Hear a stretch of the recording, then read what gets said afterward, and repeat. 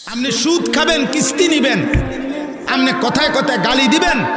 আপনিও টেলিভিশনে সুযোগ পাইলেই চা দোকানে হোক আর ঘরে হোক, মা বাবা হইয়াও টেলিভিশনে নাটক, সিনেমা, নর্তকী দেখবেন, আর আপনার সন্তান মানুষ হবে। হবে না মিয়া, হবে না, একেবারে দন্তার লেখান না, হবে না। উপার্জনকারী প্রাণী হবে, ইকোনমিক্যাল অ্যানিম্যাল।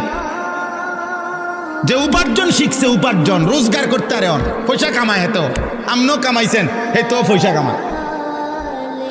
উপার্জন করা আর ইনসান হওয়া এক কথা না, মানুষ হওয়া আর রোজগার করা এক কথা না, বুঝেন না? রোজগার তো হালাল হারাম বিভিন্ন ভাবে হইতে পারে না। এই জন্য ইনসান হওয়া চাই। আমাদেরকে আল্লাহ তাআলা হায়াত দিছেন, আল্লাহ দিছেন, অনস্তিত্ব থেকে আল্লাহ আমাদেরকে অস্তিত্বে এনেছেন। আব্বা আল্লাহ দিয়েছেন এই হায়াত, আল্লাহ দিয়েছেন এই রাত আল্লাহর, এই দিন আল্লাহ, এই সকাল দুপুর আল্লাহ।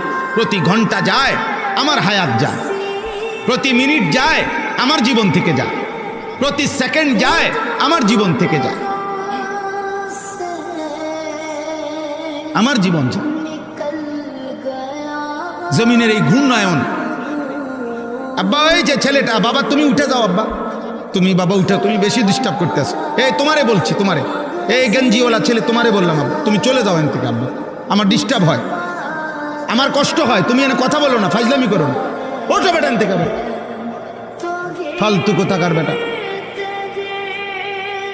ফাজলামি করো কেন এখানে? তোমাকে কেউ জবরদস্তি করে বসাইছে? তুমি যাও গিয়ে বাইরে গিয়ে বুট খাও বেটা।